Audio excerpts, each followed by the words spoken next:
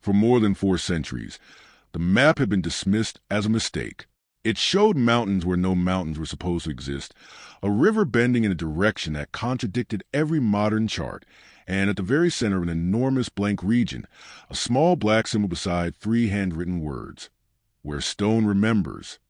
Historians had examined it, collectors had fought over it, and explorers had occasionally whispered about it, but no one had ever proven that the place marked on the parchment was real. Then an explorer named Daniel Mercer noticed something everyone before him had overlooked. A tiny sequence of marks along the map's eastern edge was not decoration. It was a set of measurements. When he converted them using an obsolete navigation system, they pointed toward one of the most isolated regions on Earth. Daniel knew the sensible thing was to put the map back into its protective case and forget what he had discovered. Instead, he packed his equipment and followed it. For days, almost nothing happened. The landscape seemed to prove the historians right. There was no mysterious road, no forgotten settlement, and certainly nothing capable of explaining why someone hundreds of years earlier had drawn the region with such extraordinary confidence. But on the 6th day, Daniel reached a narrow valley hidden behind a wall of vegetation and stopped. Directly ahead of him stood 2 enormous stone pillars, almost completely swallowed by roots. They were positioned exactly where the ancient map said they would be. Daniel compared the parchment with the landscape again and again. The river was there. The ridge was there. Even 3 unusual rock formations were exactly where the unknown cartographer had drawn them centuries before anyone was supposed to have accurately surveyed this territory. But the pillars were only the beginning. Beyond them, the forest concealed a pathway made from perfectly fitted stones. Daniel followed it deeper into the valley until the trees suddenly opened around him. What he saw there made him forget the map in his hands. Rising from the vegetation was a structure so enormous that at first his mind refused to recognize it as something constructed by human beings. Stairways disappeared beneath trees. Walls stretched farther than he could see. Massive blocks of stone were fitted together with astonishing precision, yet none of it appeared on any modern archaeological record Daniel had studied. Then he noticed something carved beside the entrance. Daniel slowly unfolded the ancient map and looked at the strange symbol drawn in its center. The same symbol was carved into the stone. Someone had known this place existed hundreds of years ago, and if the final markings on the map were correct, the structure standing before Daniel was not the destination. It was only the entrance. Daniel Mercer had spent most of his adult life searching for places that existed somewhere between history and legend. He was not interested in treasure in the traditional sense. Gold, jewels, and ancient artifacts could attract headlines, but Daniel had always been fascinated by something far more difficult to find, places that had disappeared from human memory. His work had taken him to abandoned settlements, forgotten trade routes, ruined fortifications, and remote valleys where the remains of entire communities had been slowly reclaimed by nature. He had learned an important lesson during those years. History rarely disappears completely. It leaves fragments behind, a name in an old journal, an unusual mark carved into stone, a story repeated by generations, or sometimes a map that nobody understands anymore. The map that eventually changed Daniel's life had spent decades inside a private collection. It was drawn on thick parchment, darkened by age and damage along the edges. There was no clear signature identifying its creator, and no reliable date written anywhere on its surface. Previous researchers had estimated that it could be several centuries old, although exactly when it had been produced remained uncertain. Most experts who examined photographs of it considered the document interesting but unreliable. The geography seemed inconsistent with known historical maps. Rivers appeared where early cartographers should not have known rivers existed. Mountain ranges were drawn with unusual accuracy, while other areas seemed deliberately incomplete. Most mysterious of all was a region near the center that contained almost no geographical detail. Instead, the cartographer had drawn a sequence of symbols surrounding what appeared to be a rectangular structure. Daniel first saw the map almost by accident while researching something completely different. He had been examining digitized records from an old European collection when a small reference caught his attention. The catalog described the object simply as an unidentified expedition map. Daniel opened the scanned image, expecting another crude geographical curiosity. Instead, he spent nearly 3 hours studying it. Something about the document bothered him. Ancient maps often contain obvious distortions because cartographers work with incomplete information, second-hand accounts, and primitive measurements. But this map was different. Its errors did not seem random. Certain sections were astonishingly precise, while others were strangely distorted, almost as though the person who created it had deliberately hidden the true scale. Over the following weeks, Daniel compared the parchment with satellite images, geological surveys, historical expedition records, and modern topographical maps. At first, the comparisons produced nothing useful. Then he stopped trying to match the entire document with modern geography and concentrated on 3 small features: a crescent-shaped mountain ridge, a river splitting around a rocky island, and a narrow valley position between them. When he adjusted the ancient map's orientation by several degrees, all 3 features suddenly aligned with a remote region that had rarely been explored on foot. Daniel stared at the screen in disbelief. The match was not perfect, but it was far too close to dismiss. Then came the discovery that convinced him to investigate further. Along one edge of the parchment were 27 tiny marks previously described by researchers as decorative borders. Daniel realized that the spacing between them changed according to a pattern. After several days of calculations, he became convinced that they represented distances based on an obsolete unit of measurement. Using those marks, he reconstructed a possible route beginning near a river and continuing through mountainous terrain toward the mysterious symbol in the center of the map. The route ended inside an isolated valley, almost completely hidden from surrounding terrain. Daniel understood the problem immediately. Even if his interpretation was correct, the map did not prove that anything remained there. The mysterious structure could have been symbolic. The entire document might have been copied from an older legend. Perhaps the unknown cartographer had simply invented the destination. Yet Daniel could not explain the geographical details. Someone centuries earlier seemed to have possessed information about the interior of the region that should have been extraordinarily difficult to obtain. He prepared quietly. He studied weather patterns, terrain, historical reports, and every available description of previous expeditions through neighboring areas. He carried modern navigation equipment, but also printed detailed maps because electronics could fail. Most importantly, he brought a high-resolution reproduction of the ancient parchment. He wanted to test every feature personally. Daniel told himself that the expedition would probably end with a simple explanation. Perhaps he would find an unusual geological formation that an early traveler had mistaken for ruins. Perhaps the map represented several different locations combined into one imaginary landscape. Even proving that possibility would be worthwhile. But several days after entering the region, Daniel encountered the first landmark. 3 enormous rocks stood beside the river in an unmistakable formation. One was tall and narrow. Another leaned sharply toward the water. The third was split vertically through its center. Daniel removed the reproduction from his waterproof case and examined the ancient drawing. 3 rocks had been drawn beside the river. They were arranged exactly the same way. For the first time since beginning the expedition, Daniel stopped thinking like a researcher trying to disprove an old map. Someone had traveled this route before him. The question was no longer whether the map contained real information. The question was what its creator had been trying to lead someone toward. Daniel remained beside the river longer than he intended, moving his eyes repeatedly between the 3 rocks and the reproduction of the ancient map. From a distance, their arrangement might have seemed ordinary. Rivers carried stones, erosion-shaped cliffs, and human beings were remarkably good at finding patterns where none existed. Daniel knew that.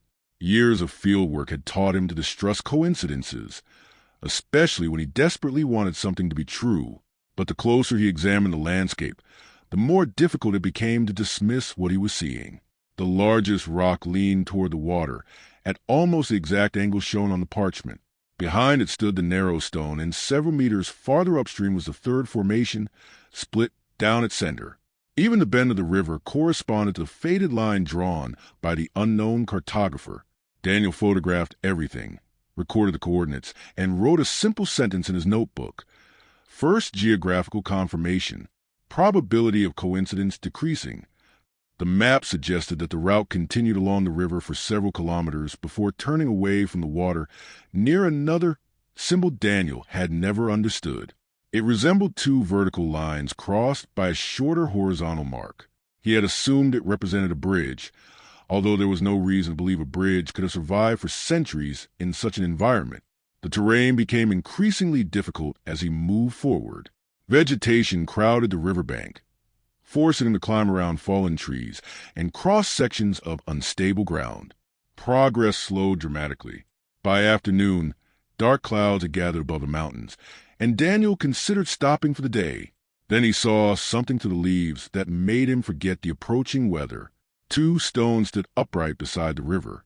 They were not enormous. Each was perhaps twice the height of a person, but their shape immediately looked unnatural. Their sides were unusually straight, and they stood almost parallel to one another with a narrow gap between them.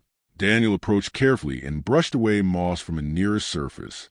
Beneath it, he found shallow grooves. At first they looked like cracks created by weathering, but several continued in perfectly straight lines before turning at sharp angles. Daniel cleared another section and discovered a repeated geometric pattern. Whatever these stones were, nature had not shaped them alone. He looked at the map again. The mysterious symbol was positioned exactly where he was standing. Daniel felt the first genuine wave of uneasiness since beginning the journey. Finding geographical landmarks was one thing. Finding evidence of human construction was something else entirely. He searched the surrounding area and discovered several smaller stones partially buried beneath vegetation. Some formed what appeared to be the remains of foundation extending away from the river. There was no intact bridge, but the arrangement suggested that something had once crossed the water there. Daniel stepped onto a large flat rock near the bank and looked beneath the surface. Through the clear current, he could see rectangular blocks resting on the riverbed. The symbol had represented a crossing. Hundreds of years earlier, when the map had been created, there might have been a bridge standing at this exact location. Daniel documented the site until the rain began. He established camp on higher ground and spent the evening examining photographs while water struck the shelter above him. Every confirmation created another problem. If the map accurately recorded constructed crossing, then whoever created it had either personally traveled through this region or copied information from someone who had. Yet Daniel had found no expedition record describing these structures. No historical survey he had studied mentioned ruins along this river. It was possible that records had been lost, but the precision of the route continued to bother him. This was not a vague sketch created from stories. Someone had measured distances. Before sleeping, Daniel examined the center of the map again. The rectangular structure was still several days away if his calculations were correct. Around it were 6 smaller symbols, all connected by thin lines. For months he had assumed they represented buildings. Now he wondered whether they might be something entirely different. Morning brought clear skies and another discovery. Approximately 200 meters beyond the suspected crossing, Daniel found a narrow depression running through the forest. Vegetation covered almost everything, but beneath the soil were stones positioned side by side. He cleared a small area with his hands and revealed a flat surface. It was an old pathway. Trees had grown through it. Roots had displaced sections, and centuries of soil had nearly erased it, but the direction was unmistakable. The path led away from the river. Daniel checked the parchment. The ancient route did exactly the same. He followed it. During the next several hours, traces of construction appeared with increasing frequency. A retaining wall emerged from a hillside. Several carved stones lay beneath a fallen tree. Then Daniel found a shallow channel running beside the path, possibly designed to carry rainwater away from the road. None of these features alone was extraordinary. Together, however, they suggested organized construction on a scale far greater than a temporary camp. By late afternoon, the pathway began climbing toward a narrow ridge. Daniel reached the top exhausted and stopped beneath a large tree. According to map, he should now be able to see the entrance to the hidden valley somewhere ahead. Instead, he saw only an endless wall of forest. He almost laughed. Perhaps this was where the map finally failed. Then sunlight moved across the landscape. For several seconds, a distant shape became visible between the trees. Daniel raised his binoculars. At first, he thought he was looking at a cliff. Then he noticed the edges. They were too straight. He adjusted the focus. Two enormous vertical forms rose from the vegetation several kilometers away, separated by a narrow opening. They looked almost like pillars. Daniel lowered the binoculars and unfolded the map. At the entrance to the valley, the ancient cartographer had drawn two black lines. The same symbol Daniel had just found beside the river appeared again. But this time it was several times larger. Daniel looked toward the distant structures. The map had led him to the river. It had led him to the crossing. It had led him to Forgotten Road. And now it was leading him directly toward whatever had been hidden beyond those pillars for centuries. Daniel woke before sunrise and immediately checked the distant structures through binoculars. In the gray morning light, they were almost impossible to distinguish from the cliffs surrounding them. And for several minutes he wondered whether exhaustion had distorted what he had seen the previous afternoon. Then sunlight touched the valley and the shapes appeared again. Two enormous vertical masses stood above the forest canopy, with a narrow gap between them. The ancient pathway beneath Daniel's feet seemed to point directly toward that opening. He packed quickly and began descending from the ridge, expecting to cover the distance before midday. The map made the route look simple. The terrain did not. What appeared to be a gentle descent was broken by ravines, thick vegetation, fallen trees, and sections where the old stone road had collapsed completely. Daniel repeatedly lost the path and found it again by searching for unnaturally straight arrangements of stones beneath roots and soil. What fascinated him most was the consistency of construction. Whoever had built this route had not simply cleared a trail through the forest. In several places, the hillside had been cut away to create a level surface, and drainage channels ran along the edges. This had once been infrastructure intended to last. Several hours later, Daniel reached the base of the first structure. He stood beneath it without speaking, trying to understand its scale. Calling it a pillar had been misleading. It was closer to a narrow tower, assembled from enormous blocks stacked with remarkable precision. Vegetation covered much of the surface, and roots descended from the upper sections like ropes, but the underlying geometry remained visible. A second tower stood approximately 20 meters away, creating a monumental gateway between them. Daniel walked slowly around the nearest structure and searched for carvings. Most surfaces were badly weathered, yet on the side facing the valley, he found a shallow rectangular panel containing lines and symbols. He cleaned only enough vegetation to photograph the exposed area without disturbing the stone. At the center was a familiar design, a circle crossed by 3 lines. Daniel froze. He had seen the same symbol near the center of the ancient map. The discovery created an uncomfortable possibility. The map was not merely showing the location of these ruins. Whoever had drawn it understood their symbols. Daniel photographed the carving from multiple angles and compared it with the parchment. The resemblance was unmistakable. He then examined the second tower and found another panel at approximately the same height. Most of it had broken away, but a series of small marks remained along the edge. Daniel counted them twice. There were 27. The same number of marks appeared along the border of the map, the marks he had interpreted as measurements. Until that moment, Daniel had assumed the cartographer had invented the notation. Now he began to wonder whether the measurement system had originated here. Beyond the gateway, the environment changed dramatically. The forest remained dense, but the ground became unexpectedly level. Daniel walked forward and soon discovered that the old road widened considerably inside the valley. In some places, it measured nearly 6 meters across. Large rectangular stones formed its surface, though centuries of vegetation had hidden most of them. On either side were low mounds arranged at regular intervals. Daniel initially thought they were natural, but after inspecting one, he found stonework beneath the soil. These were the remains of structures. Houses, storage buildings, workshops. He could not tell, yet their number suggested something much larger than an isolated ceremonial site. People had lived here. The valley stretched farther than Daniel had expected. From the ridge, dense canopy had concealed almost everything beneath it. On the ground, however, evidence appeared everywhere. He found terraces cut into hillsides, channels that may once have carried water, fragments of walls, stairways leading nowhere, and enormous platforms buried beneath trees. The The scale forced him to reconsider everything.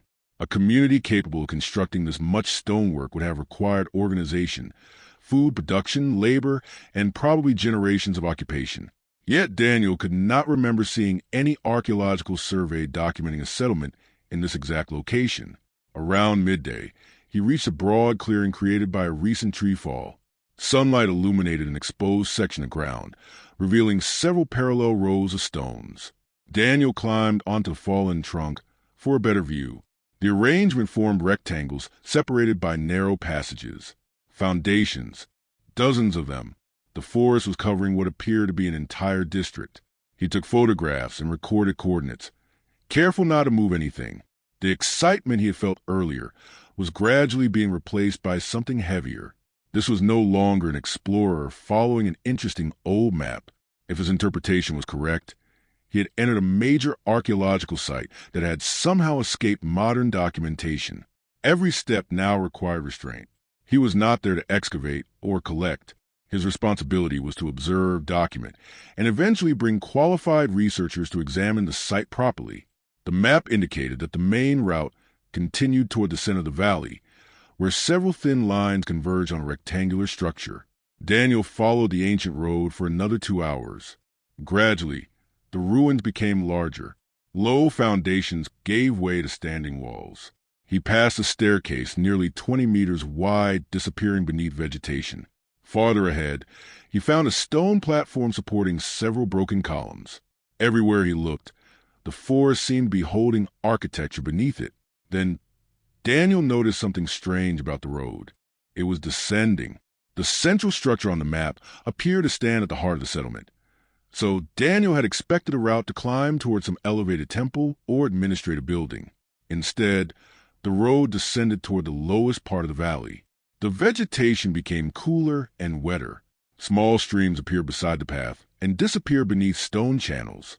Eventually, the road reached a massive retaining wall built directly into the hillside. There was no obvious way forward. Daniel checked the map. According to the parchment, the route continued straight through the wall. He searched for nearly an hour. Eventually, behind hanging roots and thick vegetation, he discovered a narrow opening. Several enormous stones had fallen in front of it, but a gap remained large enough to see through. Daniel shone his flashlight inside. Stone steps descended into darkness. He stepped backward. The rectangular structure drawn at the center of the map suddenly made sense. Researchers who had examined the document had assumed the shape represented a building viewed from above. Perhaps it did not. Perhaps it represented an entrance. Daniel studied the symbols surrounding it. 6 lines converged on a rectangle from different directions, almost like roads leading toward a central point. But if the staircase continued underground, those lines might represent something else entirely. He returned his attention to the opening. Cool air moved slowly from the darkness beyond the stones. Daniel could see perhaps 10 steps before the passage disappeared below ground.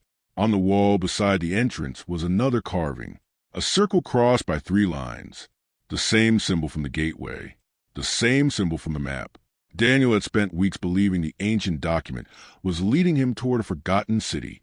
Standing before that dark staircase, he realized he might have misunderstood it completely. The ruins above ground were not what the cartographer considered important. Whatever the map had been created to reveal was somewhere beneath them. Daniel stood before the opening for several minutes without entering. The temptation to continue immediately was enormous, but experience had taught him that underground structures demanded a different kind of caution. A collapsed wall could be photographed from a distance. A damaged tunnel could become a trap. He inspected the entrance as carefully as possible without disturbing anything. The visible stonework appeared stable, but roots had penetrated between several blocks and water had clearly passed the corridor during heavy rains. Daniel marked the location, checked his equipment, secured a second flashlight, and left a clear record of his intended route at the camp he established nearby. Only then did he return to the staircase. The first steps were covered with soil and leaves carried inside by wind and animals, but farther down they became surprisingly clean. The temperature dropped quickly. After approximately 30 steps, daylight behind him had narrowed to a pale rectangle, and the staircase reached a level corridor constructed from enormous stone blocks. The passage was wider than Daniel expected. 2 people could have walked side by side comfortably, and the ceiling was high enough that he never needed to bend. Thin channels ran along both sides of the floor, apparently designed to carry water away. That detail immediately caught his attention. This was not a crude chamber excavated for temporary use. Someone had expected people to move through this place regularly. Daniel continued slowly, photographing every section. Approximately 40 meters from the entrance, the corridor divided. One passage continued straight, while another turned sharply to the left. On the wall between them were 3 carved lines beneath a circle. Daniel unfolded the reproduction of the map and felt his heartbeat accelerate. 6 thin lines surrounded the central rectangle on the parchment. Perhaps they were not roads approaching a building. Perhaps they were corridors branching from an underground complex. Daniel chose a passage that seemed to correspond with the longest line on the map. The walls gradually changed. Near the entrance, they consisted of large rectangular blocks, but deeper inside they became smooth surfaces cut directly into the rock. Small rectangular recesses appeared at regular intervals. Some contained dark residue, suggesting they might once have held lamps. Daniel imagined people moving through these corridors long before the forest above had swallowed their city. The thought made the silence feel different. This place had not always been abandoned. At some point, voices had echoed here. Footsteps had crossed these stones, and whoever created the map had known enough about the complex to represent its layout. After several minutes, Daniel entered a circular chamber. His flashlight swept across the walls and revealed carvings extending almost completely around the room. Unlike the geometric symbols outside, these appeared to represent landscapes. Mountains rose above lines resembling rivers. Small groups of figures stood beside structures. Daniel photographed the entire sequence and then noticed something unusual at the center of the chamber. A low stone pedestal supported a flat slab covered with intersecting grooves. At first, he assumed it was decorative. Then he looked closer. The grooves formed a network of branching lines connected by small depressions. It resembled a map. Daniel placed the ancient parchment beside it without touching the stone. Several patterns matched. Not approximately, precisely. The river curve he had followed into the valley was there. The mountain ridge was there. Even the position of the gateway appeared represented by 2 raised marks. But the stone diagram contained far more information than the parchment. Lines extended beyond the region shown on Daniel's map, crossing mountains and branching toward places hundreds of kilometers away. Whoever had carved this surface possessed a geographical understanding far broader than Daniel had expected. He photographed the slab section by section. One feature disturbed him more than the others. Near the edge was a long line, ending beside what looked like a coastline.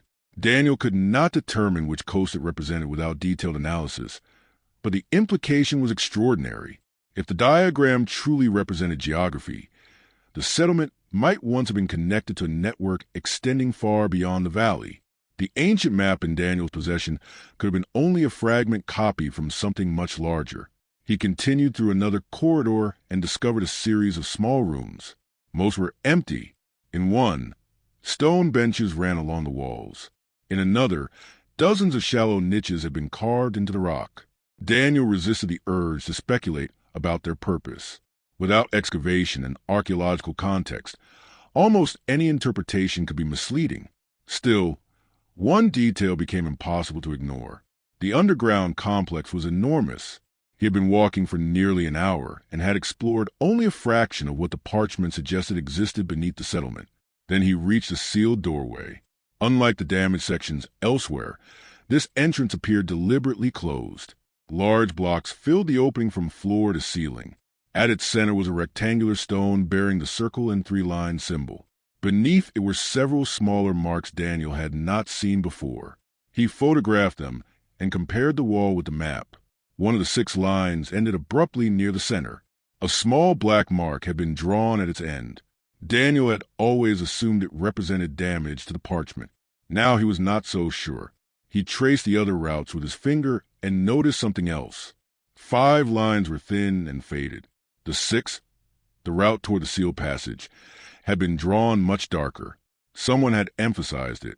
Daniel searched the surrounding chamber and eventually found another corridor that curved behind a blocked doorway. The passage narrowed as it descended. After perhaps 50 meters, he reached a crack where part of the wall had collapsed naturally, revealing a dark space beyond. He shone his flashlight through. The beam traveled farther than he expected before striking another wall. There was a chamber behind the sealed entrance. A very large chamber. Daniel moved the light slowly across the darkness. For several seconds, he saw only stone and dust. Then the beam passed over something reflective. He moved it back. A smooth surface returned the light. Daniel stared through the opening. The object was too far away to identify clearly, but its shape was unmistakably artificial. It stood upright near the center of the chamber and appeared almost untouched by the deterioration surrounding it. He changed the angle of the flashlight. Something appeared on its surface. A pattern. Daniel raised a reproduction of the ancient map and examined the symbol drawn at its exact center. Then he looked through the crack again. The shape on the object was identical. For centuries, people had assumed the symbol marked a destination. Daniel finally understood that it did not. It marked an object, and that object was still inside the sealed chamber. Daniel did not attempt to widen the crack. The decision frustrated every instinct that had carried him this far, but damaging an unknown archaeological structure simply to satisfy curiosity would destroy the very evidence he was trying to understand. Instead, he positioned himself beside the opening and used his camera to photograph the chamber from every angle available. The first images showed little more than darkness interrupted by stone walls. Then he adjusted the exposure and examined the photographs on the screen. The object near the center became clearer. It was tall, narrow, and rectangular, standing on what appeared to be a circular stone platform. Its surface was unusually smooth compared with everything around it, but Daniel could not determine the material. The reflective appearance might simply have resulted from mineral deposits or polishing. What mattered was a symbol carved or painted across its front, a circle crossed by 3 lines. The same mark had appeared on the map, the gateway, the underground entrance, and the sealed doorway. Whatever this object represented, it seemed central to the entire site. Daniel returned to the circular chamber containing the stone diagram and began reconsidering the evidence. Until now, he had treated the map as a guide designed to lead someone into the valley. But perhaps that interpretation was incomplete. The repeated symbols, the measured distances, and the detailed underground routes suggested something more deliberate. The parchment might have been created by someone who already knew the site intimately. The real mystery was why. Why reproduce the location centuries after the settlement had apparently been abandoned? Why preserve a route toward one specific chamber? Daniel photographed the map beside the stone diagram again and noticed a detail he had overlooked. The parchment contained a tiny mark near the central symbol that resembled a crescent.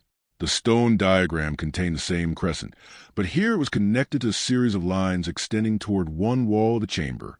Daniel followed the direction indicated by those lines and inspected the wall. At first, he found nothing unusual. Then his flashlight revealed a narrow horizontal groove running behind several carved panels. It continued toward a corner and disappeared into the floor. Daniel crouched beside it. The groove looked like part of a larger system. Similar channels had appeared throughout the underground complex, and he had assumed they were intended for drainage. But these were positioned too high.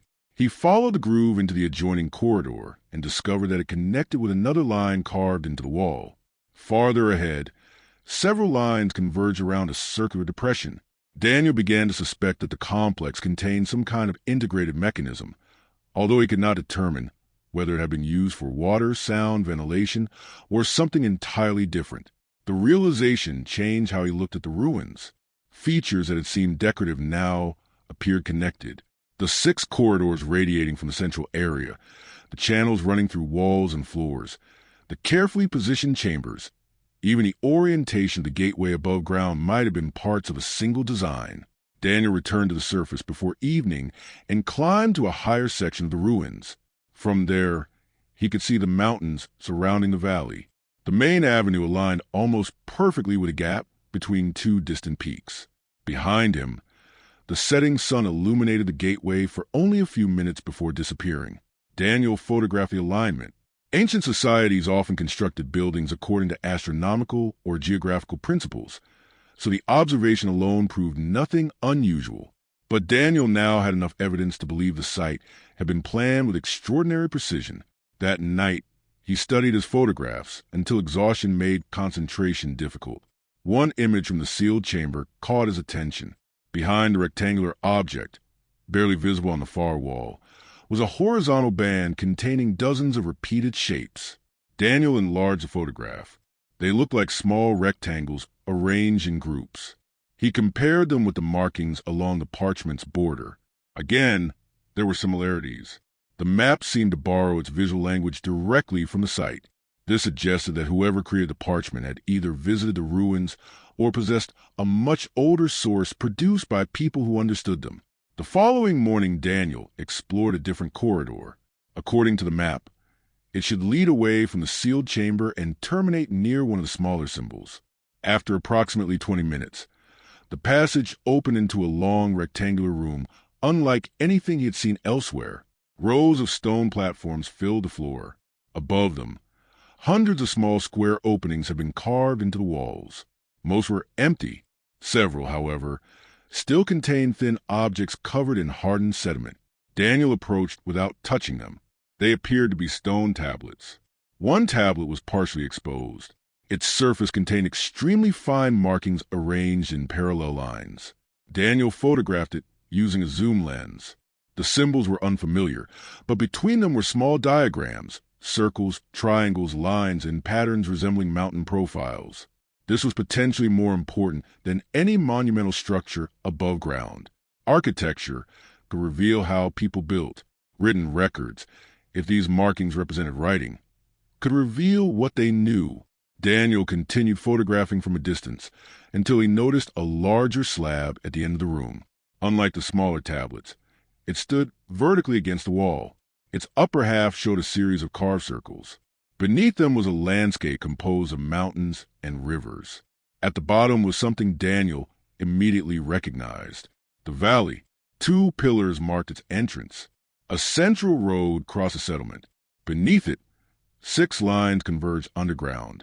Daniel felt a chill despite the warm air moving through the corridor. This was not merely a map. It was a diagram of the entire complex. He photographed the slab in sections and later assembled the images mentally.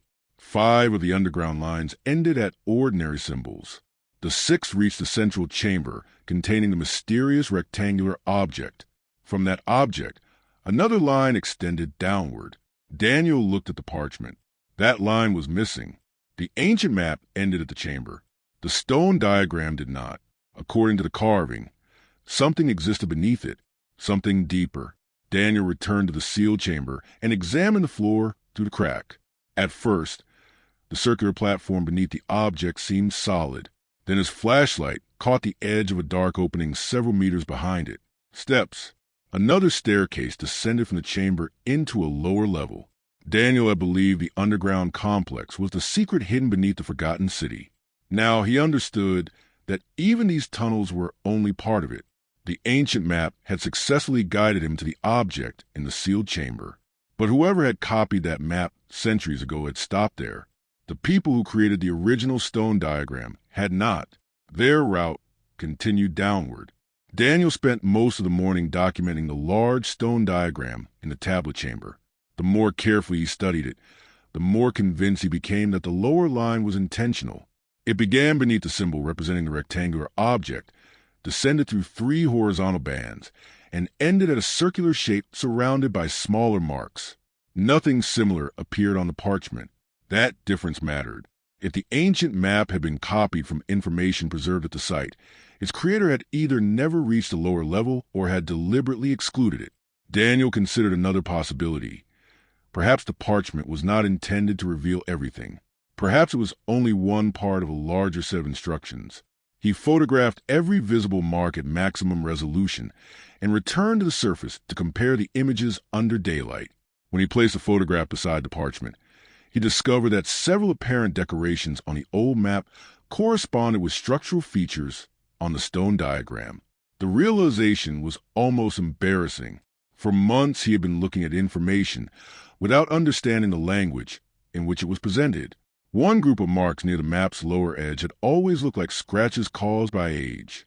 Under magnification, however, Daniel saw deliberate spacing. For short lines, a gap, two lines, another gap, then a small circle. The same sequence appeared beside the descending route on the stone diagram. Daniel could not translate it, but its repetition proved that the parchment contained at least some reference to the lower level. The cartographer had not completely erased the information. He had hidden it in plain sight. Daniel began examining the entire board again and discovered several more sequences. What researchers had treated as ornamental framing might actually have been a compressed set of instructions. The problem remained access. The obvious staircase descended from inside the sealed chamber, and Daniel refused to damage the ancient doorway. He therefore searched the surrounding corridors for another route. The stone diagram suggested the underground system was interconnected, although centuries of collapse might have closed many passages. He followed a narrow corridor branching from the tablet room and discovered that it gradually descended. After approximately 70 meters, the passage ended at a collapsed section filled with rock and soil. Another route terminated in standing water. A third curved back toward the central chamber. For hours, Daniel moved through the complex, recording each junction and comparing it with the ancient diagrams. Near sunset, he discovered something promising. A small passage emitted from the parchment, but visible on the stone diagram, extended toward the lower level from the western side. The entrance was difficult to recognize because part of the wall had collapsed across it. A narrow gap remained between the stones. Daniel shone his flashlight through and saw a corridor continuing downward. He could not safely pass through without moving material, so again he stopped. Every discovery seemed to place the answer just beyond reach. Yet Daniel understood that this frustration was protecting the site. Exploration was not ownership. Finding something did not give him the right to dismantle it. Instead, he searched above ground for another entrance. If the lower chambers required ventilation or drainage, there might be openings elsewhere in the valley. The next morning, he followed the direction of a descending line projected onto the surface. It led away from the central ruins toward a rocky hillside covered by enormous trees. There, Daniel found another series of channels cut into stone. They converged near a depression, where cold air seemed to emerge from beneath tangled roots. He removed loose leaves without disturbing the stones, and discovered a narrow vertical opening. It was too small to enter, but it confirmed that spaces existed below. While examining the hillside, Daniel found something else. Several meters above the opening was a flat stone almost completely covered by moss.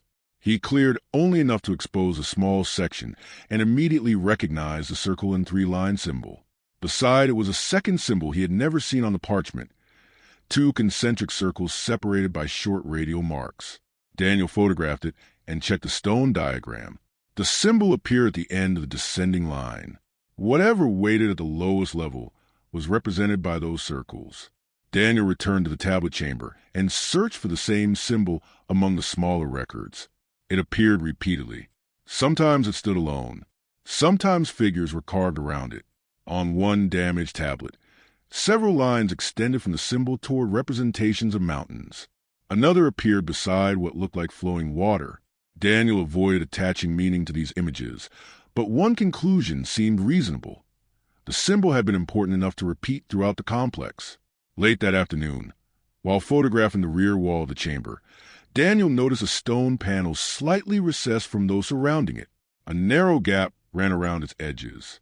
He examined it carefully and found no safe way to move it, but the panel itself contained a detailed carving. At the top were the two concentric circles. Beneath them were 6 lines. Beneath those lines was a familiar rectangular symbol representing the object in the sealed chamber. The order was a reverse of what Daniel expected.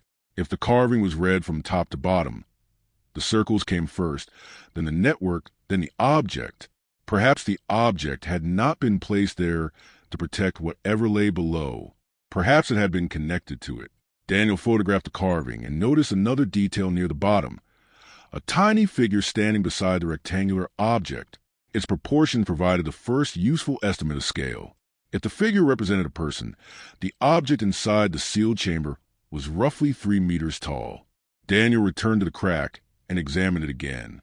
With the new scale in mind, the object appeared even stranger. It was not a tablet or ordinary monument. It stood upright like a massive slab. The circular platform beneath it contained shallow channels radiating outward. Those channels continued toward the walls. The entire chamber had been built around it. Daniel followed one visible channel with his flashlight. It disappeared beneath debris, but its direction aligned with one of the corridors outside. Suddenly, the network made sense at a basic level. The channels throughout the complex were connected to the central chamber. The rectangular object was not simply stored there. It was the center of the system.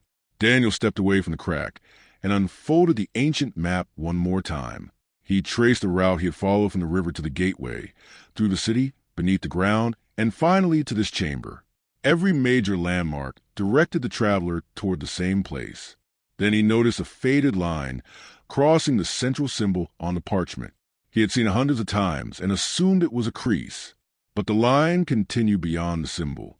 Daniel tilted the map toward the flashlight. It descended toward the bottom edge of the parchment. There, almost completely hidden by centuries of discoloration, was a faint outline of two concentric circles. Daniel stared at it. The lower level had been on the map all along. Someone had tried to erase it. Daniel carried the map back to the surface and waited for full daylight before examining the faded section again. Under direct light, the two concentric circles almost disappeared into the discoloration of the parchment. Under softer light from an angle, however, their outline became visible. The marks had not faded naturally. The fibers around them were slightly different from the surrounding surface, as though someone had rubbed the area repeatedly in an attempt to remove the ink. Whoever altered the document had been careful. The route into the valley remained intact. The gateway remained visible. The underground corridors remained encoded around the border. Even the symbol representing the rectangular object had survived. Only the final destination had been deliberately obscured. Daniel photographed the section with different lighting conditions and enlarged images. A thin line connected the central chamber to the circles exactly as it did on the stone diagram. This was no longer speculation. The parchment had originally shown the lower level, and someone had wanted future readers to stop before reaching it. That discovery forced Daniel to reconsider the purpose of the map. Perhaps it had never been intended as a simple guide. It could have been a warning, a record, or a copy made by someone who later decided that part of the information was too important to preserve openly. Daniel searched the parchment for other signs of alteration and found several. Near the lower corner, faint traces of writing had been scraped away. Along one edge, a section appeared slightly thinner, possibly from repeated handling or intentional abrasion.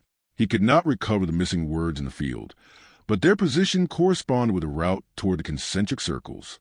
Someone had changed this document after it was created. The safest decision would have been to stop. Daniel knew that. He had already documented enough to justify a professional archaeological expedition. Continuing deeper without a team would increase the risk to both himself and the site. Yet he also faced a practical problem. He still did not know what he had actually found. A forgotten settlement was significant, but the underground complex suggested a much larger story, and without understanding its extent, he could not accurately describe what kind of specialists would be needed. He decided on a compromise. He would not enter unstable or sealed areas, move artifacts, or disturb structural material. He would continue surveying only accessible passages and search for a natural route to the lower level. For the next 2 days, Daniel mapped the western side of the underground network. Several corridors ended abruptly where ceilings had collapsed, while others opened into chambers containing little more than sediment. One passage, however, continued steadily downward. It was narrow but structurally intact, and unlike the ceremonial-looking central corridors, its walls were plain. Small openings appeared near the ceiling at regular intervals, creating a faint movement of air. Daniel suspected it had served a practical function, perhaps maintenance or ventilation. The passage eventually reached a chamber containing a shallow stone basin. From there, another staircase descended. Daniel checked the stone diagram. The location matched. This staircase might bypass the sealed chamber entirely. He continued carefully. The air grew colder with every level.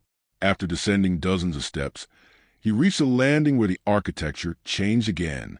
The large fitted blocks disappeared. The walls were now carved directly into solid rock, smoother and more precise than those above. Daniel ran his flashlight across them and saw almost no decorative carvings. Instead, thin parallel grooves extended horizontally along both sides. At intervals, circular depressions interrupted them. The design resembled the channels around a rectangular object. The staircase ended at a long corridor. Daniel estimated that he was now far below the visible ruins. The silence was absolute except for occasional drops of water somewhere in the darkness. According to his compass, the corridor ran directly beneath the sealed chamber. He walked slowly, counting his steps and recording the distance. After approximately 80 meters, the passage widened. His flashlight illuminated a wall.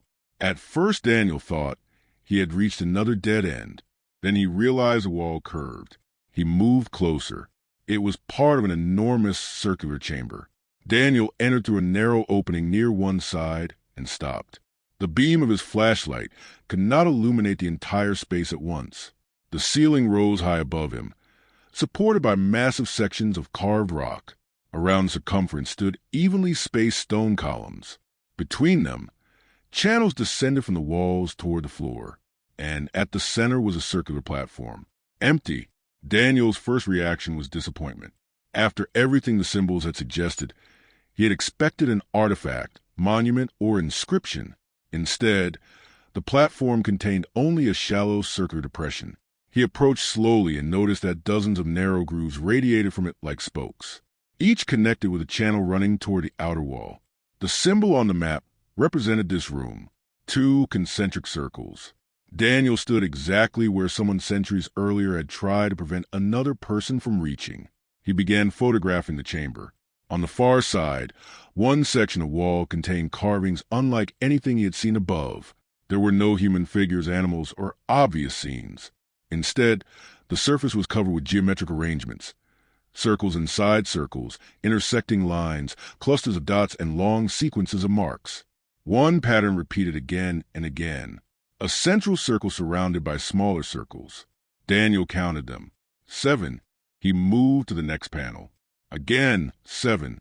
The third panel showed the same arrangement, but with lines connecting the outer circles to the center. Daniel had no idea what it represented.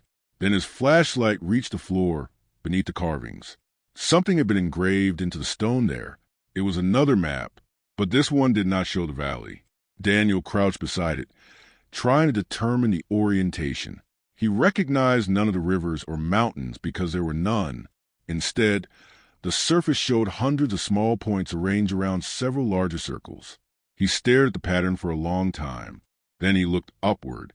The ceiling was covered with tiny carved points. Stars. Daniel slowly raised the flashlight. The chamber beneath the forgotten city was not centered around a treasure chamber. It appeared to be centered around the sky. And whatever the people who built this place had been recording, they had considered it important enough for someone centuries later to try to erase the route leading here. Daniel remained in the circular chamber far longer than he had planned. Once he understood that the points covering the ceiling might represent stars, the entire room changed meaning.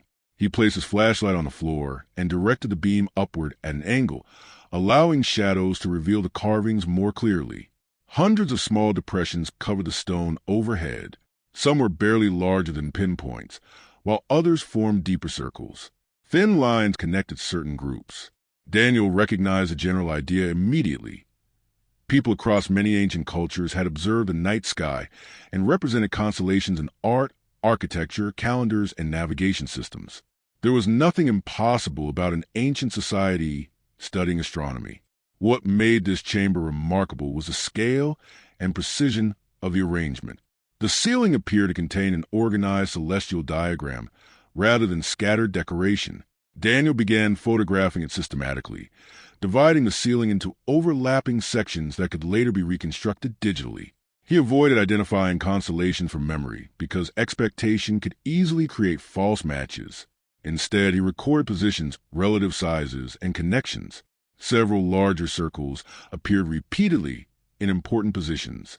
One sat almost directly above the central platform. 6 others surrounded it at different distances. That arrangement resembled the carvings on the wall. 7 circles. A central point and 6 surrounding bodies. Daniel could not determine whether they represented stars, planets, symbolic locations, or something else entirely. Then he noticed the channels. Several grooves running down the walls, aligned with specific points on the ceiling. Daniel followed one from the floor upward until it disappeared into a narrow shaft. He shone his flashlight into the opening, but could not see the end. Another channel had a similar shaft. Soon he identified multiple openings positioned around the chamber at different angles. This suggested that at least some of the architecture might have interacted with light. If shafts extended to the surface, sunlight or moonlight could have entered the room at particular times. Ancient observatories often used architectural alignments to track seasonal events. Daniel considered that explanation far more plausible than anything mysterious.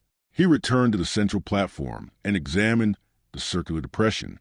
Its surface was smoother than the surrounding floor. Near the edge were small marks positioned at regular intervals.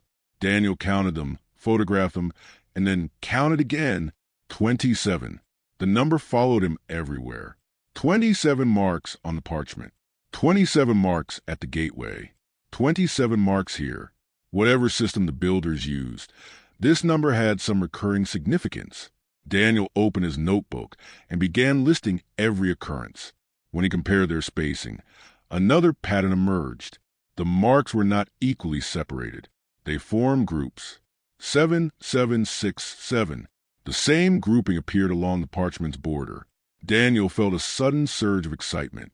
The marks he had interpreted as units of distance might have served more than one purpose. Perhaps the cartographer had used an existing system from the site to encode measurements. He returned to the wall diagrams. One panel contained 27 small marks arranged beneath the 7 circles. Another showed a long curved line passing through them. Daniel photographed the panel and resisted drawing conclusions. Without knowing the symbolic language, any interpretation remained uncertain. Still, he could now say with confidence that the same numerical pattern appeared across architecture, maps, and diagrams. After several hours, Daniel prepared to leave. Before doing so, he walked around the entire circumference of the chamber one final time. Near the entrance, he discovered a narrow carved panel he had overlooked. Unlike the geometric diagrams, this one contained recognizable human figures. A group stood beneath a series of circles. One figure held a rectangular object upright. Daniel immediately thought the object inside the sealed chamber above. The proportions were similar. The figure appeared to be positioning the rectangle on a platform. Lines extended from it towards several smaller figures standing around the room. Daniel followed the sequence across the wall. In the next scene, the rectangle stood alone. Above it was a circle. In the final scene, the rectangle was represented beneath 3 lines, the symbol that appeared everywhere. A circle crossed by 3 lines. Daniel photographed the sequence repeatedly. If he was reading it correctly, and he emphasized himself that this remained uncertain, the symbol might not represent the object itself. It could represent what happened when the object was positioned in a particular place. He looked toward the empty platform in the center of the chamber. The rectangular object was currently 1 level above him. Could it originally have stood here? Daniel measured the dimensions of the central depression without touching it. Then he returned to the corridors to the crack, overlooking the sealed chamber, and estimated the base of the rectangular object from his photographs. The dimensions appeared surprisingly close. He checked again. If his estimates were correct, the object above could fit into the depression below. That explained the empty platform. At some point, someone might have moved the object from the circular chamber to the sealed room. But why? Daniel studied the wall sequence again. Perhaps the builders had relocated it. Perhaps later occupants had done so. Perhaps the sealed chamber had been created specifically to isolate it. There was no way to know yet. Then Daniel noticed a detail in one photograph. In the carving showing the object on the lower platform, a small line extended from its upper edge toward one of the shafts. He returned to the chamber and identified the corresponding direction. One shaft angled sharply upward toward the surface. Daniel switched off his flashlight. Complete darkness surrounded him.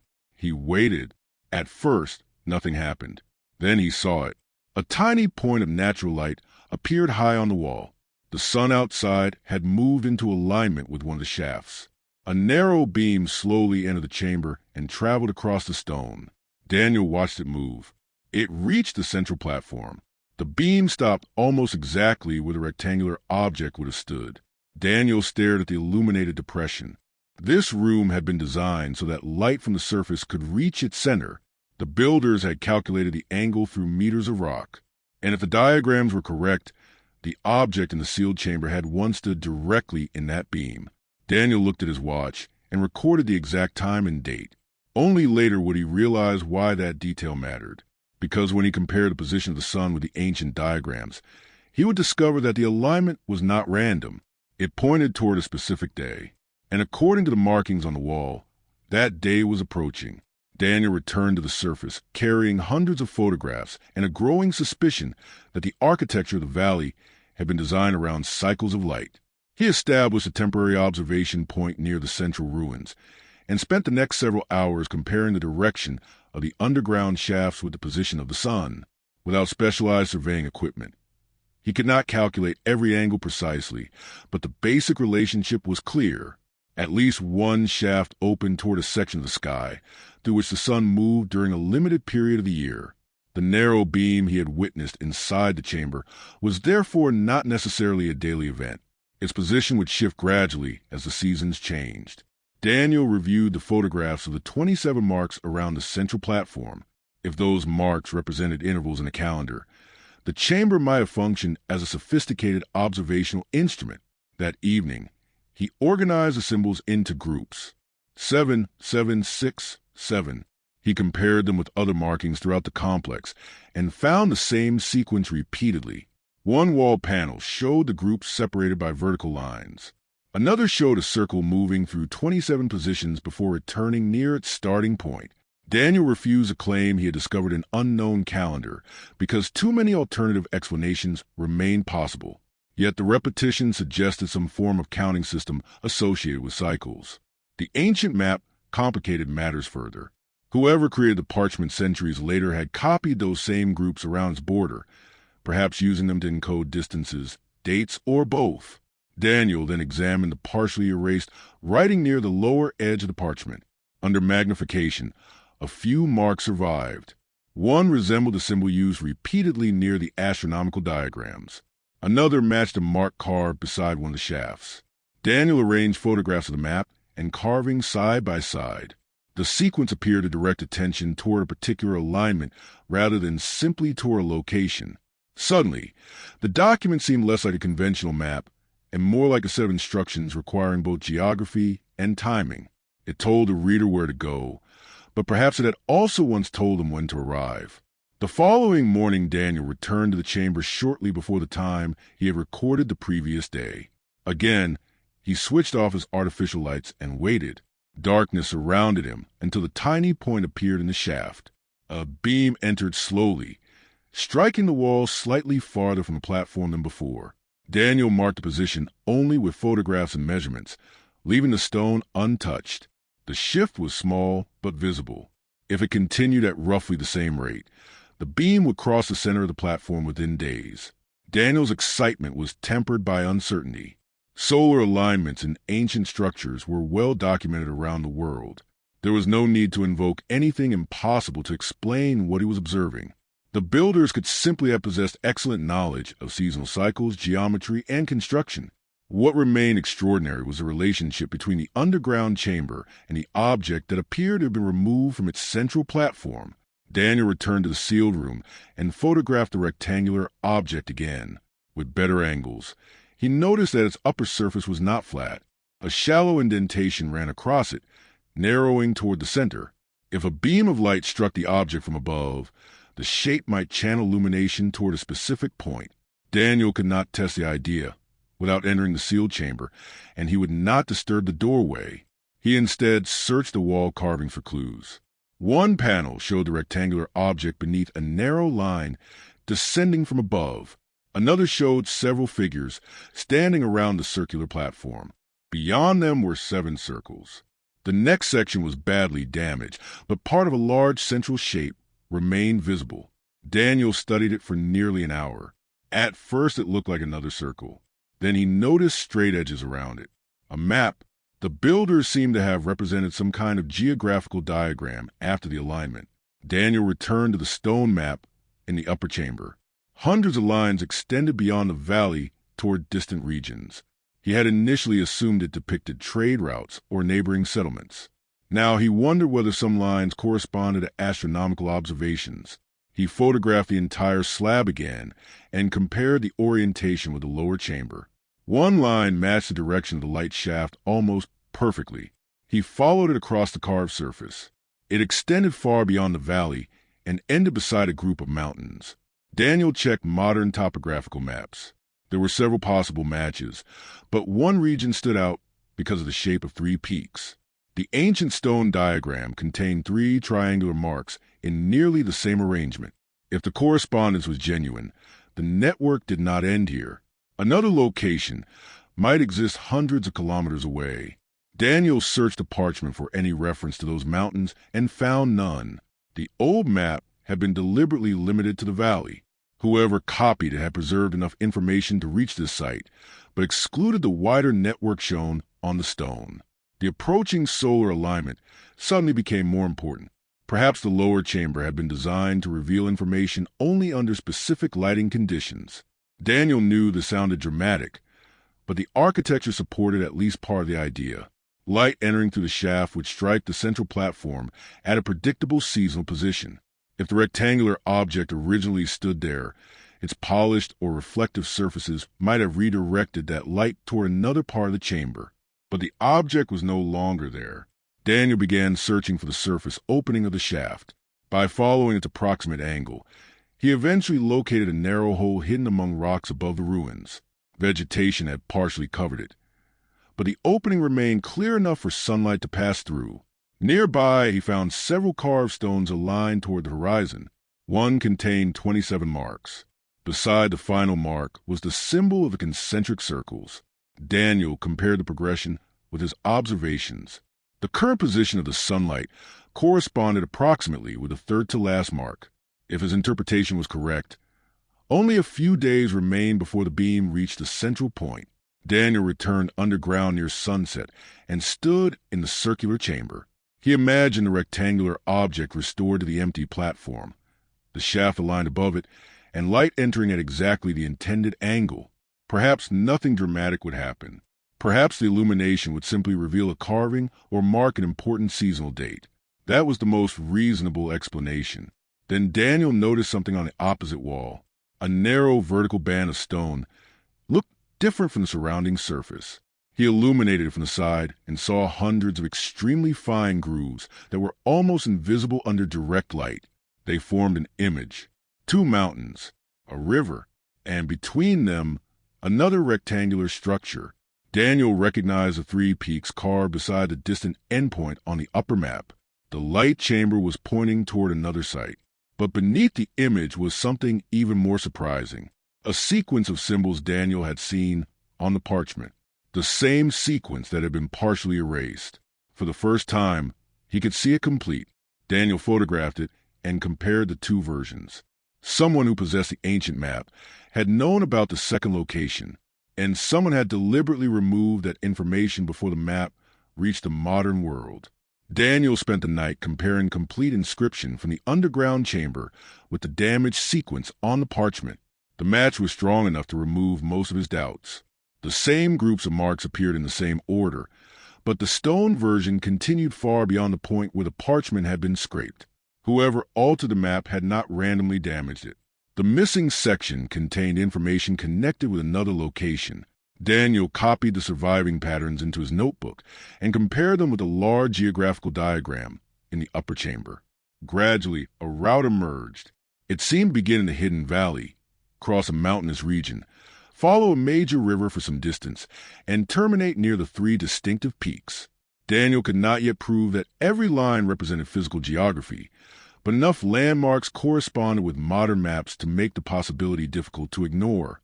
The discovery presented him with a decision. He could abandon the valley and immediately search for the second location, or remain until the approaching alignment occurred. Daniel chose to stay.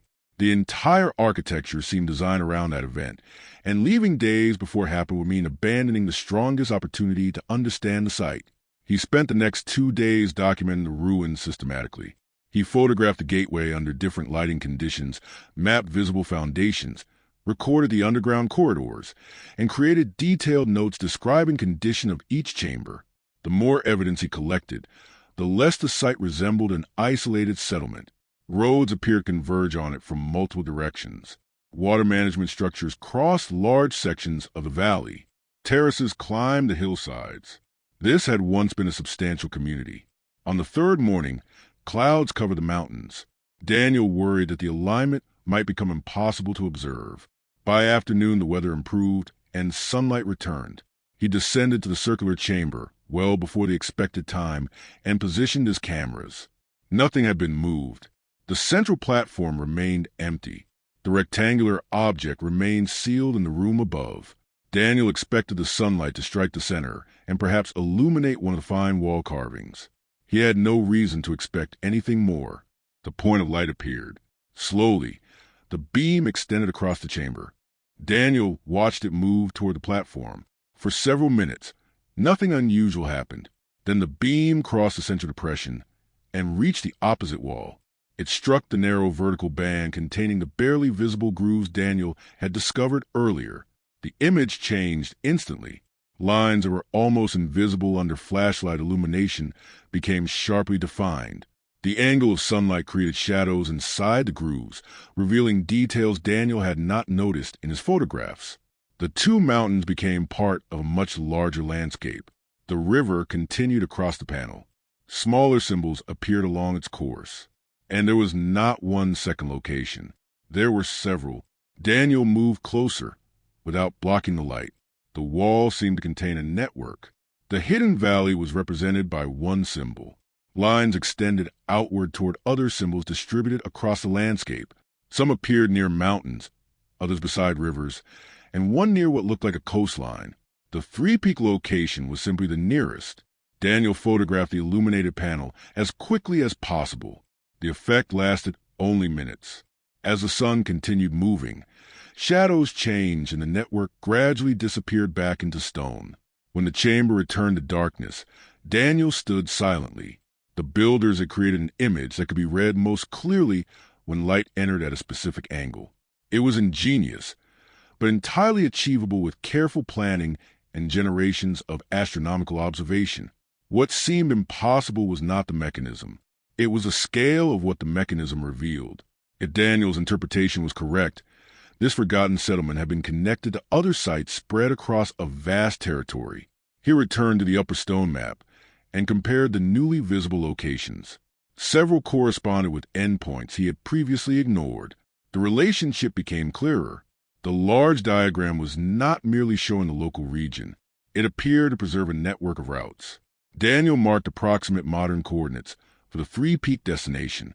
Reaching it would require leaving the valley, traveling around difficult terrain, and approaching from another river system. It could take many days. More importantly, Daniel's supplies were limited. Continuing alone would be irresponsible. For the first time since discovering the gateway, he decided that the expedition had reached its natural stopping point.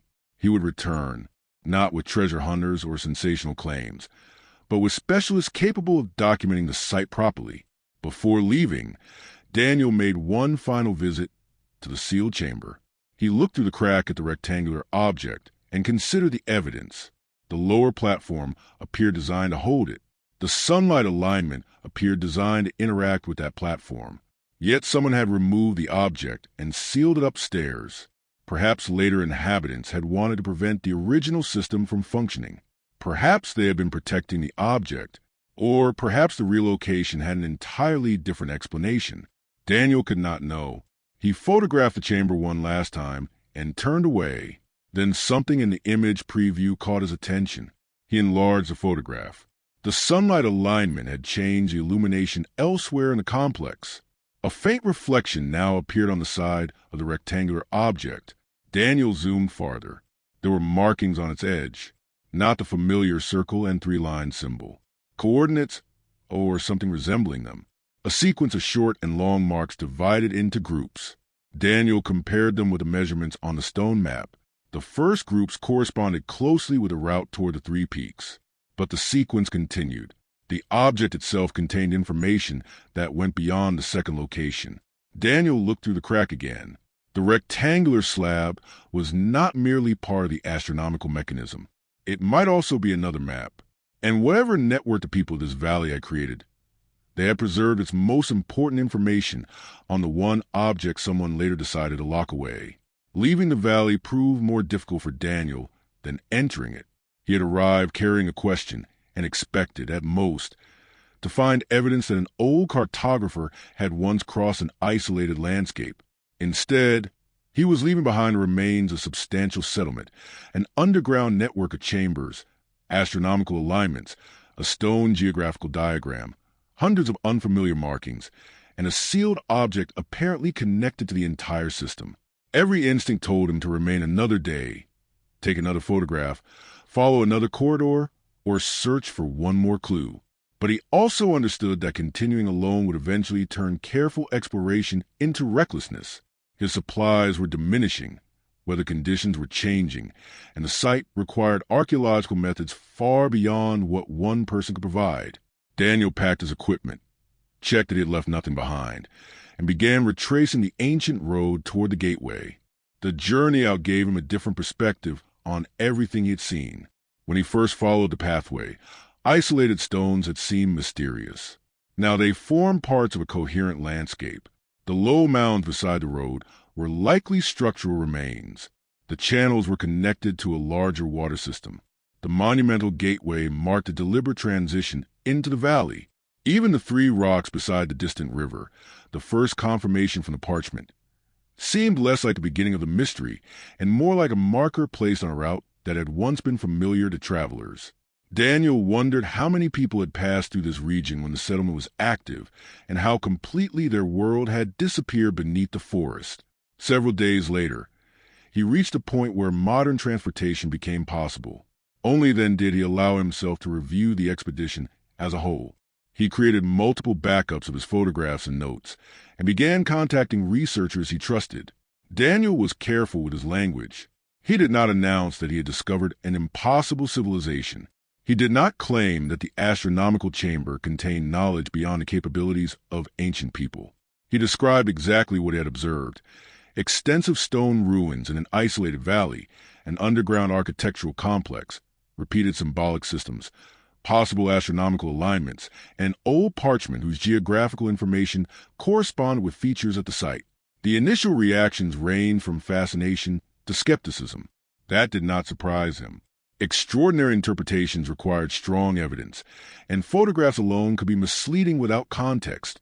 Some researchers suggested the ruins might belong to a culture already known from neighboring regions, but poorly documented in this particular area. Others warned that the map could be younger than collectors believed. If the parchment had been produced after the settlement was abandoned, its creator might simply have copied local knowledge that never entered official records. Daniel agreed. These possibilities were not disappointments. They were exactly the questions that needed to be investigated. What attracted the most attention was the map itself. Specialists examining high-resolution images noticed differences in the ink around the erased section.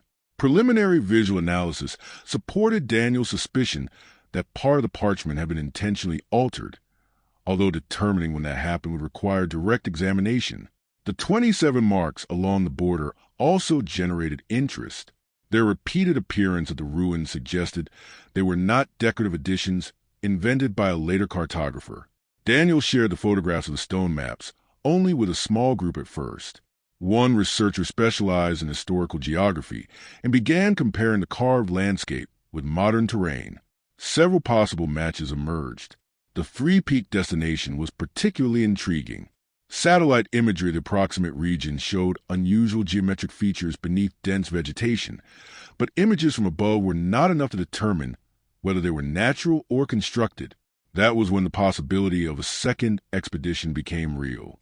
This time Daniel would not go alone. Planning took months. Permissions had to be considered, specialists consulted, equipment prepared, and the preservation of the site prioritized. The goal was no longer exploration for its own sake. It was documentation. Archaeologists would examine construction methods. Surveyors would map the ruins accurately. Specialists in ancient writing and symbolism would study the carvings. Geological analysis could determine where the building stone originated. Most importantly, no sealed chamber would be opened casually. Any intervention would require proper authorization and conservation planning. When Daniel finally returned to the region, the valley looked almost exactly as he remembered it. The two enormous gateway structures still emerged from the forest like silent markers. But entering with a team changed everything. Measurements replaced estimates. Areas that Daniel had interpreted as isolated foundations revealed organized groups of structures. Mapping showed that the main avenue followed a deliberate axis through the settlement. The underground complex proved even larger than Daniel's initial survey suggested. The team confirmed that several light shafts were intentionally oriented. Whether every alignment had astronomical significance remained uncertain, but the architecture clearly controlled natural light entering the chambers. The circular room became one of the primary research areas. High-resolution imaging revealed far more carvings on the ceiling than Daniel had been able to document alone. Then came the result Daniel had been waiting for. A digital reconstruction compared the ceiling pattern with astronomical models. Most points remained unidentified, but one cluster produced a plausible match with a recognizable region of the night sky. The arrangement was not perfect, and researchers cautioned against drawing conclusions too quickly. Erosion, missing marks, and symbolic representation could distort the pattern, yet the orientation suggested that the builders had deliberately recorded celestial observations. Daniel thought immediately of the rectangular object above. The sealed chamber remained untouched while specialists examined alternative ways to document its interior. Small cameras were positioned through existing openings, avoiding damage to the structure. For the first time, the team obtained clear images of the object. It was approximately 3 meters tall. Its base corresponded closely with the dimensions of the empty depression in the lower chamber, and its surfaces were covered with markings. One side showed geographical patterns. Another contained celestial diagrams. The third contained rows of symbols. But the fourth side produced the greatest surprise. It showed a sequence of locations. The hidden valley was one. The 3 peaks were another. Several others matched points on the illuminated wall map. At the bottom was one final symbol separated from all the others. Daniel recognized its shape immediately. He had seen it on the large stone map. It appeared beside what looked like a coastline. Researchers compared the approximate direction and distance encoded beside it with modern geography. The result pointed far beyond the region they were studying, across mountains, across enormous distances, toward another area where no related settlement had ever been documented. Daniel stared at the reconstruction. The map that had brought him here was not showing the edge of a forgotten world. It was showing only one small piece of it. And now, for the first time, they had a possible route to the next piece. The discovery created excitement within the research team, but it also created a problem. Every new piece of evidence made the site more important and every interpretation more dangerous. Daniel had already seen how easily an unusual archaeological discovery could become something sensational when separated from context. A celestial diagram became proof of impossible knowledge. A sophisticated construction technique became evidence of a lost supercivilization. An unidentified symbol became a mystery that people filled with whatever explanation they preferred. Daniel wanted none of that. The ruins were extraordinary precisely because they were real, physical, measurable, and capable of being studied. The responsible question was not how the builders could have possessed impossible knowledge. It was how much knowledge ancient people could develop through observation, travel, mathematics, engineering, and generations of accumulated experience. The 3-peak location offered an opportunity to test the network hypothesis. If nothing existed there, researchers would have to reconsider their interpretation of the maps. If another related site did exist, however, the valley could no longer be understood in isolation. After extensive preparation, a smaller survey group traveled toward the region indicated by the carvings. Daniel accompanied them. This time there was no dramatic parchment guiding each step. They relied on modern maps, field surveys, and the approximate geographical relationships encoded in the stone diagram. For several days they found nothing unusual. Then they reached the river. Daniel recognized its shape, Immediately, the water curved around a long ridge before dividing around a rocky island. On the illuminated wall map, the route toward the three peaks passed beside a nearly identical feature.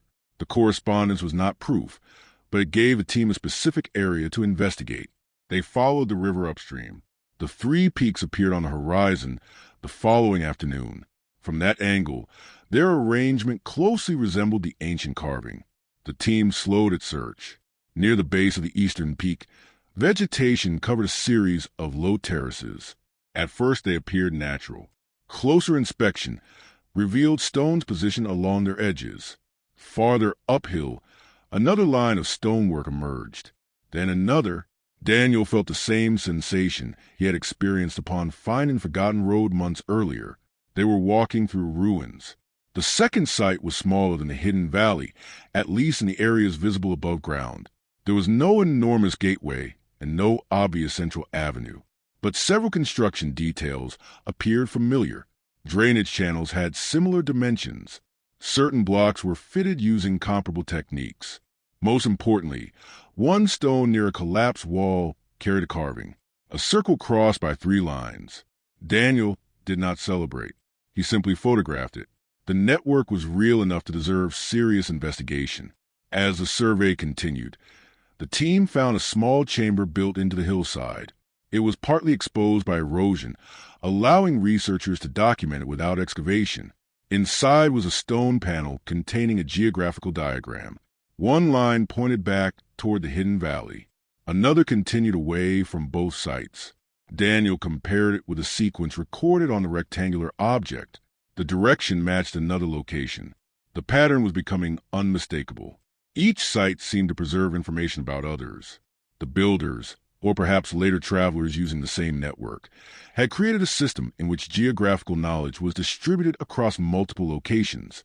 Why they had done so remained unknown. Trade was one possibility. Pilgrimage was another. Political organization, communication, seasonal migration, resource exchange, or ceremonial travel could also explain such connections. The evidence did not yet support one answer.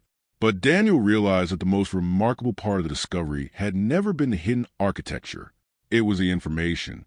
The ancient map in the private collection had survived because someone had copied a tiny portion of a much larger geographical tradition.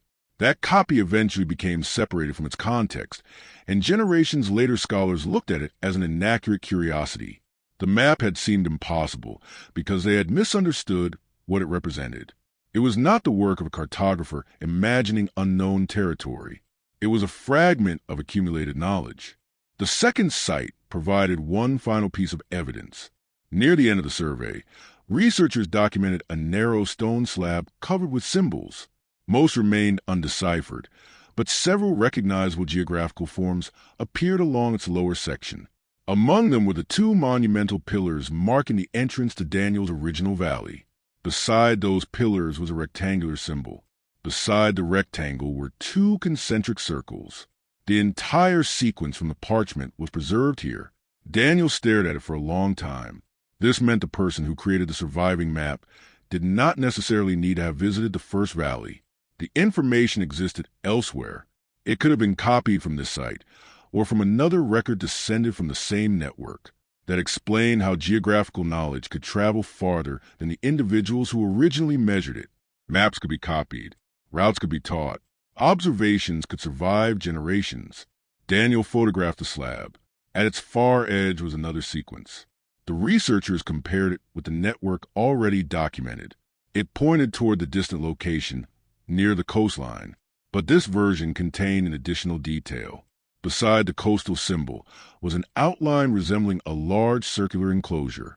Inside were three marks. The team had never seen that design before. Daniel checked the photographs from the first valley. Nothing matched. Then one researcher enlarged an image of the rectangular object. Near its lower edge, almost hidden between rows of symbols, were the same three marks. The coastal location was not simply another point in the network. Whatever system connected these settlements seemed to converge there. The first map had taken Daniel into a forgotten valley.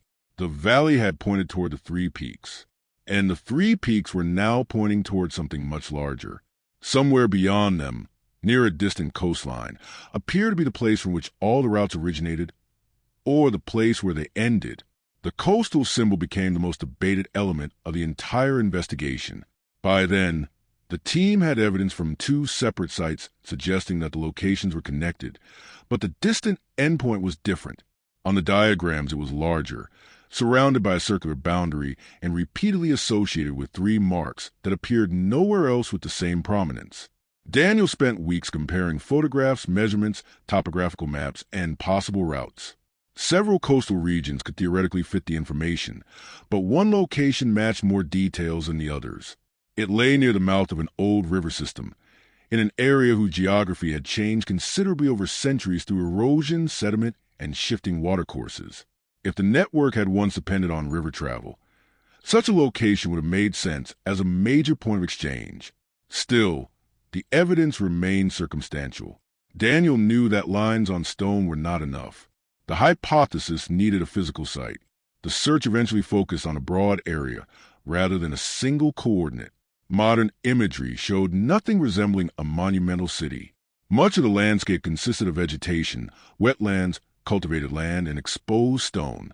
That absence initially seemed discouraging until a geologist on the team pointed out that Daniel had made the same mistake with the first valley. They were looking for architecture from above when centuries of natural processes could have hidden almost everything. Instead, researchers began studying terrain patterns. Old drainage lines, unnatural elevations, repeated geometric boundaries, and changes in vegetation could reveal buried structures without requiring dramatic ruins visible from the air. One feature attracted attention. Several kilometers from the modern coastline was a broad, circular rise almost impossible to notice at ground level. It was not a perfect circle, and there were several possible natural explanations. But three linear elevations extended from its interior toward an ancient river channel. Three lines, the same motif beside the coastal symbol. A preliminary survey was organized.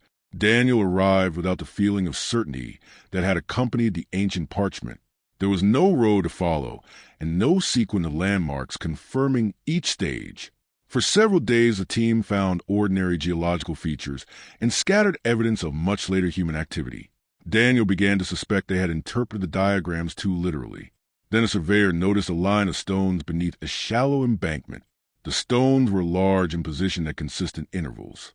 The team followed them. The line curved. After hundreds of meters, its direction matched part of the circular rise. Further investigation revealed another section on the opposite side. They were standing on the remains of an enormous boundary. Inside it, surface surveys identified multiple elevated platforms. Most were badly eroded. Some could have been natural. Others contained unmistakable stonework. Then they found the first familiar symbol, a circle crossed by three lines. Daniel stared at the carving without speaking. The network had led them to a third site, but this one was different. The settlement covered a much larger area than the previous two. Its position near the old river system suggested access to inland routes as well as the coast. Researchers documented foundations, channels, terraces, and sections of what might once have been substantial public structures. No single discovery explained the entire network. Instead, the landscape itself offered the answer gradually. The coastal site appeared to have been a hub. Routes converged here. Waterways connected it with distant regions. The stone diagrams were not describing an impossible civilization capable of crossing unknown lands through mysterious means. They appear to preserve something more human and, in many ways, more impressive. Generations of geographical knowledge accumulated through travel. Daniel thought again about the ancient parchment. For centuries, the document had looked impossible because modern observers assumed its creator personally possessed all the knowledge represented on it. But knowledge did not need to belong to one person. A traveler could learn a river from someone who lived beside it. A merchant could carry information between communities. A route could be copied from an older record. Measurements could be refined across generations. Eventually, a map could contain knowledge gathered by hundreds or thousands of people who never knew one another. That possibility explained much of the mystery, but not everything. Near the center of the coastal site, researchers identified the foundations of a circular structure. 3 stone-lined passages extended from it. The layout matched the symbol. Daniel entered only after the area had been documented and declared stable. Inside, the surviving walls contained familiar geometric patterns. 27 marks appeared in repeated groups. 7 circles appeared above them. Then Daniel saw the rectangular recess. Its dimensions were almost identical to the platform beneath the object sealed in the first valley. There had once been another object here. It was gone. On the wall behind the empty recess was a geographical diagram larger than either of the maps previously discovered. Many sections were damaged beyond recognition, but enough remained to show rivers, mountains, routes, and multiple settlement symbols. Daniel began counting them. There were far more than anyone expected. The first valley was there. The 3 peaks were there. The coastal site occupied the center, but lines extended outward in nearly every direction. Some ended at recognizable features. Others disappeared into damaged sections. One route continued beyond the surviving edge of the panel. Daniel followed it with his flashlight. At the very bottom, separated from the main network, was a symbol none of them had encountered before, a small rectangle surrounded by waves. The team photographed it. No one offered an immediate interpretation. An island was possible. A structure beside water was possible. A symbolic meaning was equally possible. There was not enough evidence to know. Daniel smiled when he heard the researchers debating it. Months earlier, he might have looked at that symbol and imagined another expedition immediately. Now he understood something the ancient map had taught him. Mysteries did not become smaller when answers appeared. They became more precise. The impossible discovery was never a magical object or a structure that violated history. It was a realization that an ancient network of people had understood, recorded, and transmitted far more geographical information than anyone examining that lonely parchment had suspected. Daniel had followed a map, expecting to find one forgotten place. Instead, he found evidence of an entire landscape of connections, and on the wall before him, one final route still disappeared toward the water. The map had answered the question that began his journey, but it had also left him with another. Where did that last road lead? Years after Daniel first unfolded the weathered parchment, the investigation still had more questions than answers. The ancient map that had once been dismissed as inaccurate had successfully pointed toward a landscape containing extensive ruins, underground chambers, carefully constructed light shafts, geographical diagrams, and evidence of connections between distant sites. Yet perhaps the most important result of the expedition was also the simplest. Something that appears impossible from the perspective of the present may become understandable once its original context is restored. The map had seemed too accurate in some places and too strange in others because researchers had tried to interpret it as the work of a single cartographer. The ruins suggested another possibility. Knowledge could have moved through networks of communities, travelers, merchants, observers, and generations of people who continuously added information to what came before them. Daniel never considered the mystery completely solved. The age of the surviving parchment still required careful study. Many symbols remained undeciphered. The purpose of the rectangular objects was uncertain. Researchers continued debating whether every celestial pattern represented deliberate astronomical observations, or whether some had symbolic meanings that could no longer be reconstructed. Even the relationships between the settlements required far more evidence before firm conclusions could be made. Responsible archaeology moved slowly, and Daniel had learned to appreciate that slowness. Every unanswered question was preferable to an answer invented simply because it sounded exciting. The original valley remained the place Daniel remembered most clearly. He would sometimes think about his first afternoon there, standing beneath the enormous gateway with nothing but an old map and the suspicion that something waited beyond the trees. At that moment, he had imagined the greatest discovery would be a hidden building. He had been wrong. The buildings were only evidence of something larger. Roads connected communities. Chambers preserved observations. Maps preserved journeys. Symbols carried information across distances and, perhaps, across centuries. And somewhere along that chain, someone copied part of this knowledge onto parchment. Then someone else tried to erase the final destination. Why remains uncertain. Perhaps the information had become sacred. Perhaps the route had become dangerous. Perhaps political conflict caused certain places to be deliberately forgotten. Perhaps the person altering the map simply wanted to protect locations considered valuable, without additional evidence. Every explanation remained speculation, but the attempt to erase the information had failed. A faint line survived. 2 circles remained barely visible, and centuries later, an explorer noticed them. Daniel eventually returned the original map to controlled storage after it had been thoroughly documented. He kept no artifact from the ruins. Nothing needed to be removed for the journey to matter.